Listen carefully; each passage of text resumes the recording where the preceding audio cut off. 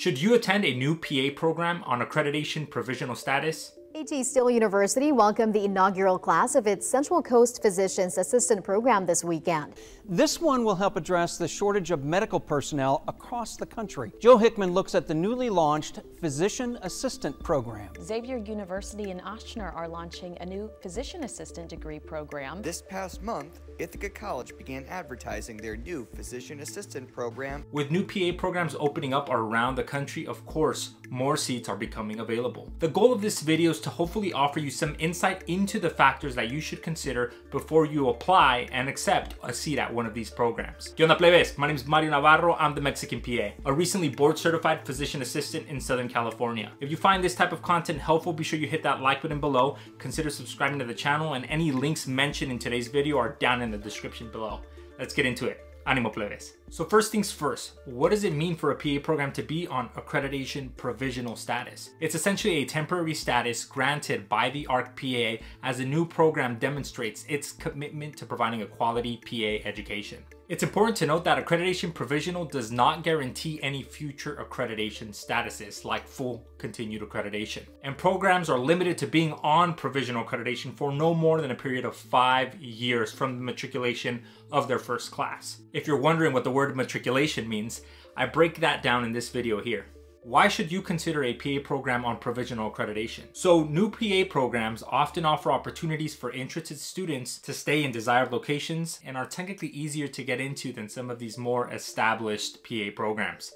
And being part of a new program in its early stages can have other advantages as well, such as a smaller class size, more personalized attention from faculty, having access to brand new state-of-the-art training facilities. However, that's not the point of this video. There are several crucial factors that I recommend you should consider before accepting a seat at one of these programs. Number one, and what I think is probably the most important of this list, is that you consider the qualifications of the faculty.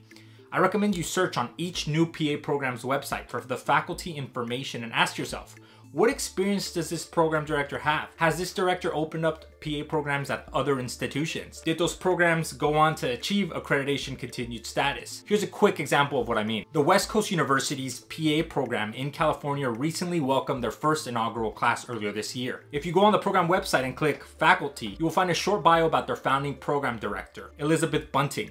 Her previous experience includes being program director of the University of Tennessee and serving as a clinical associate professor and admissions director for the PA program at East Carolina University. Both of these programs went on to get their full continued accreditation status, which is a good sign for the students of West Coast University. I cannot stress this enough. Having strong faculty with relevant experience will contribute significantly to your education and to the program's future accreditation status. Second, consider the sponsoring institution's overall track record in healthcare education. Ask yourself questions like, does this sponsoring institution have other programs like a medical school, a pharmacy school, a nursing program? Does the sponsoring university have PA programs in different states? For example, A.T. Still University has a program that they've been sponsoring since 1996 in Arizona, and they recently opened up another program at their campus in Santa Maria, California this past 2021. Another key factor to consider is the clinical rotations.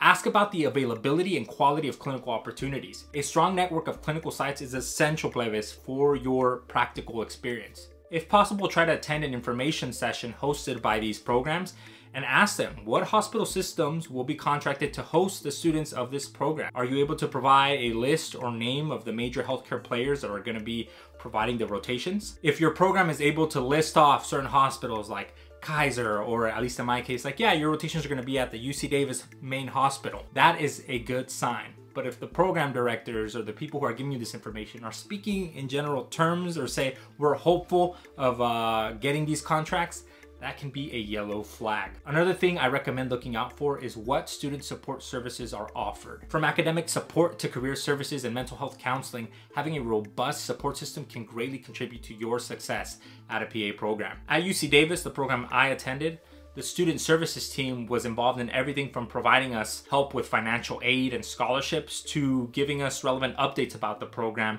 and networking opportunities. The next thing to keep in mind is transparency. Look for a PA program that openly communicates about its accreditation status, the areas that they're working on, improvement plans, and the outcomes that they expect.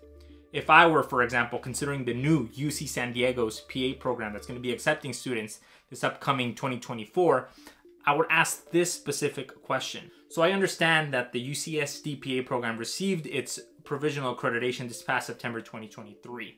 And while the ARC-PA's report is not yet available online, were there any issues or problems identified by the ARC-PA's initial review? And if so, what is being done to address them? A program that is transparent about its areas that need improvement is likely a program that's going to prioritize student success. If you still have doubts about applying to one of these programs with provisional accreditation, there are currently 214 programs listed on the arcpa.org website with full accreditation continued status. And as I've mentioned before, guys, make sure you do your own research. I hope this video helps you make an informed decision on your PA journey. Thanks for watching. Ánimo, plebes.